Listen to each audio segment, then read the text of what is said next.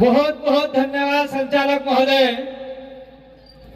थोड़ा सा मैं बोलूंगा तो तुतलाहट होगी, क्योंकि मैं अभी पूरी तरीके से ठीक नहीं हुआ हूं। तो तुतलाहट था तभी जानते ने कि अशोक गहलोत बोले, ये कांति भाई आदिवासी बोल रहा है, और हमारे एक नेता डूंगरपुर के भी तुतलाहट बोलते, वो भी मत समझना ये नेता है लंबा चौड़ाई। तो कांग्रेस बीजेपी ने क्या सोचा था, पंचायती राज चुनाव के अंदर और थावर चंद के डामर के चुनाव के अंदर कि कांति भाई आदिवासी और ये टीम लौट के नहीं आएगी, ऐसा गलत। जब तक आपको तोड़ेंगे नहीं तब तक छोड़ेंगे नहीं।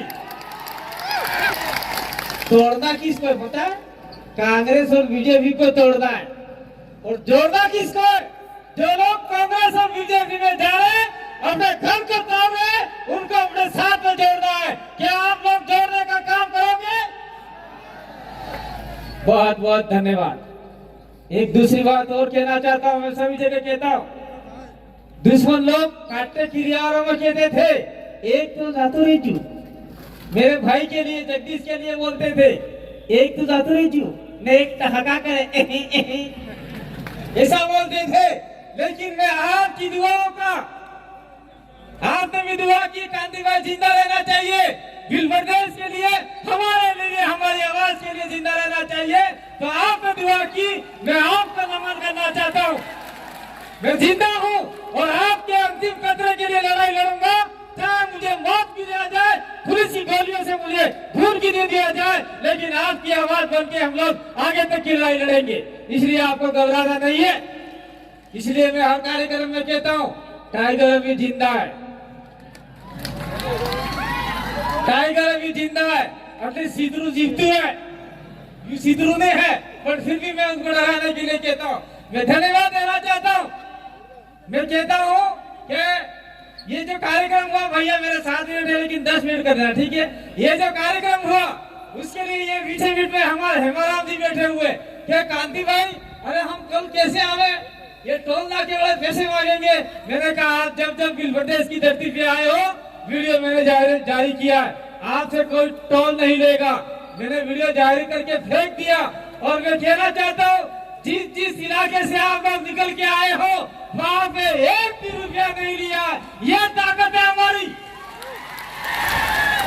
मेरा बोला कि कोई लेटर नहीं निकलेगा, हमारी आवाज ही हमारा आदेश है, हमारा ऑर्डर है, तो हमारी आवाज को ही आदेश ऑर्डर मान लिया जाता है। साथियों, अब आते हैं अपन मेन बात पर। मैं कुछ बातें लेके आया था कि आज तक हम लोग लड़ाई लड़ते हैं किसी बात को लेके, सारे इकट्ठे होते हैं, कलेक्टर जाते हैं, एसडीएम जाते हैं, और हमारी बातों को कलेक्टर एसडीएम आगे भेजता ही नहीं है, फाड़ के फेंक देता है, और वो मात्र सड़क तक ही रह जाती है। इसलिए हमें भारत आदिवासी पार्टी के मार्फत से, भारत आदिवासी पार्टी के मार्फत से राजस्थान में जिस प्रकार से हमने 2 विधायक भेजे, उसी प्रकार से गुजरात में 27 विधायकों में से 10-15 विधायक भेजते होंगे।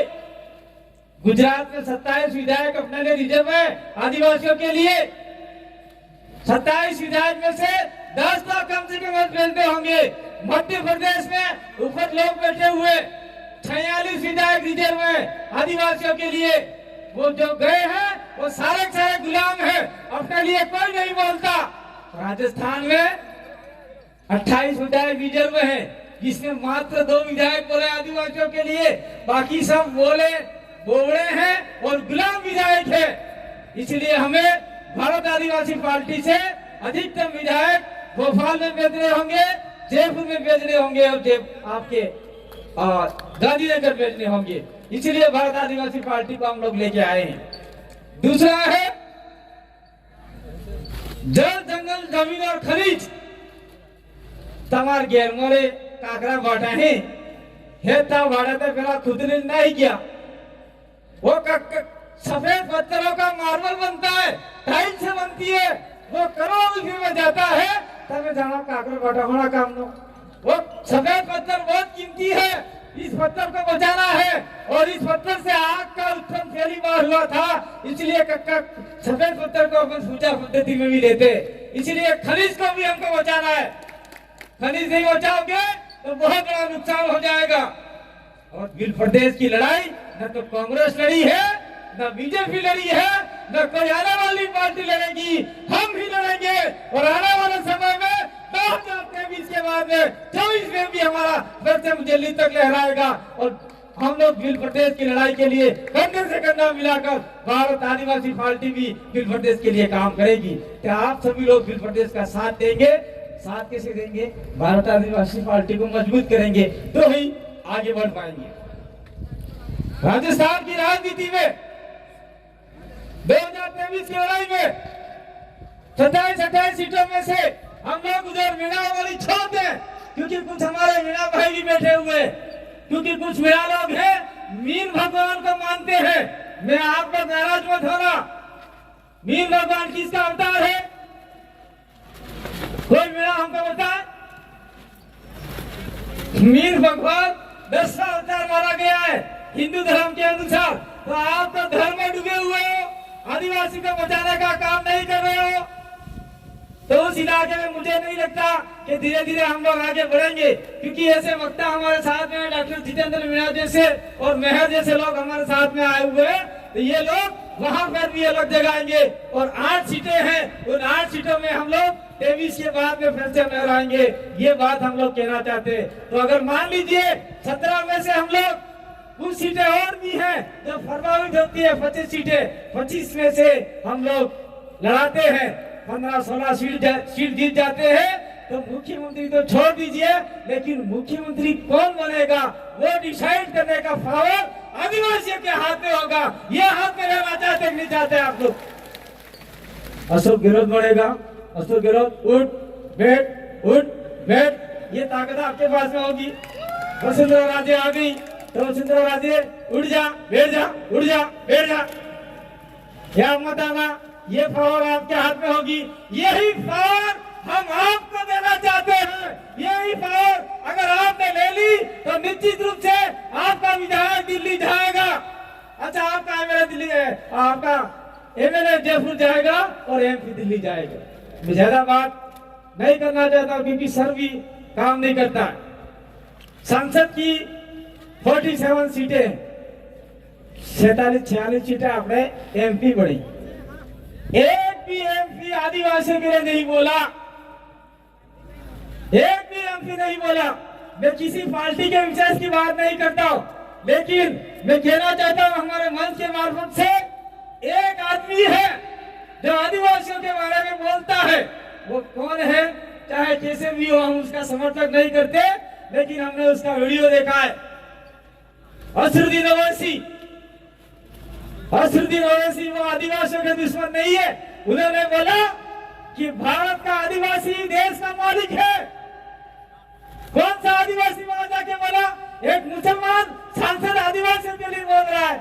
आदिवासी और मुसलमान की लड़ाई कभी नहीं है, ये धार्मिक लड़ाई जा रही है। इस लड़ाई को हमको समझना होगा। मुस्लिमों के साथ में हमारी कतई लड़ाई नहीं है। ये आपका मैं लोकल मुद्दा बता रहा हूँ। हमारे बीच में सलीम भाई बैठे हुए, उनको हमने जिला प्रमुख के लिए दावेदार बनाया था। कांग्रेस और कमल कांग्रेस ने मिलके सलीम भाई को हरा दिया। तो ये कितनी बड़ी मूर्खता है उन लोगों की। और हमारे लोग आज भी कांग्रेस बीजेपी कर रहे हैं। कांग्रेस बीजेपी छोड़ेंगे नहीं तो आने वाले समय में हमारे बच्चे कटोरा लगे भीख मांगेंगे भाई। तो ये भीख नहीं मंगवानी है, हमको हमारे समाज को मजबूत करना है। और दूसरी बात मैं इस मंच के मार्फत से कहना चाहता हूँ कि भारत आदिवासी पार्टी व्यक्ति विशेष, धर्म विशेष, जाति विशेष की नहीं है। ये लोकतंत्र तरीके से बनी हुई है। उसके अंदर एसटी भी आ सकता है, एसी भी आ सकता है, ओबीसी भी आ सकता है, और माइनॉरिटी तो सारे सारे बैठे हुए यहाँ पे। फरजाना जी ने अभी माला पहनाई, फरजाना जी का स्पीच था लेकिन लेट आए। तो ये सारे लोग, जो भी मैं कहना चाहता हूँ जो लड़ाई लड़ाना चाहते हैं, बांसवाड़ा में जो आपके मुसलमान है, जो इस इलाके में आपके बिल प्रदेश में जितने मुसलमान है, अगर आदिवासी के साथ में कंधा से कंधा मिलाकर चलोगे तो निश्चित रूप से आपके साथ में कोई अत्याचार शोषण करना चाहता ही होगा। ये हम लोग यहाँ से वादा करना चाहते हैं। ऐसी को भी कहना चाहते हैं कि आपको घोड़े से उतारा जाता है, मटके से पानी पीते हैं तो आप लोगों को मारा जाता है। निश्चित रूप से आप लोग हमारे साथ में रहोगे तो आप लोगों को भी हम लोग शोषण अत्याचार से मुक्त कराएंगे, आजादी दिलाएंगे। और ओबीसी को क्या आरक्षण है इस इलाके में? मैं ओबीसी के लिए कहना चाहता हूँ, आप लोगों की वजह से ही सब नुकसान हो रहा है। इस इलाके में ओबीसी को कोई प्रावधान नहीं है।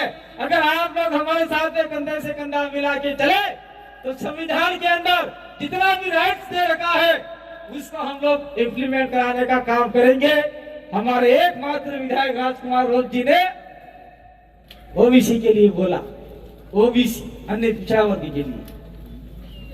और मैं अंत में ज्यादा समय नहीं लूंगा क्योंकि આપણે તફી વધારે કે मन को बफाई केव लागे तो बेचार वक्ता बीजा है बोला वाला सबकी बात सुन के जाना और कसम खा के जाना। जितने भी लोग आए हैं अपने पूर्वजों की कसम खा के जाना। आपने मतदान कसम खाई जा दो, जरा जरा मानो कसम खाई जा दो। आज तक की मार घेर माते कांग्रेस बीजेपी नो झंडो नहीं लागे। लगा कसम खा हाथ सागर है तो फैलाने करता वाला ओढ़े फैला हुआ भैया। कांग्रेस बीजेपी का झंडा मेरे घर पे नहीं होना चाहिए। ये कसम आप लोगों ने खाई है और ये कसम खाने के बाद में अगर आपने लगाया तो तुम्हें जाना हो थवानु है। और मैं कहना चाहता हूँ, मैं सभी जगह प्रचार में आया कि नहीं आया क्योंकि चुनाव बहुत नजदीक आ गए हैं। सभी जगह प्रचार में आए कि नहीं आए मैं कहना चाहता हूँ, मेरी बात तो कांग्रेस बीजेपी को अपने गांव में घुसते ही मत दो। और घुस जाते हैं तो दो जेब में झंडे रखा करो, एक कांग्रेस का एक बीजेपी का। बीजेपी में है बोलना हम बीजेपी ना भाई लाभ हरण लाभ पैसा खाई कर भाई जो वोट डालो लगे फसे कांग्रेस वाला आने फेस नंबर करें के वाले लाभ भाई वो कांग्रेस ना लाभ है ने फिर ये आना पैसा उनके पैसे नहीं है, वो पैसे आपके विकास के पैसे है। लेकिन ऐसा भी नहीं करना है, लेकिन कर सकते हो आपकी मर्जी हम लोग बांधने वाले नहीं है। तो आपने हमारी बात तो सुना, मैं आपके बीच में प्रकृति की दुआ से आपकी प्रार्थना से आपके बीच में जिंदा वापस लौट के आया।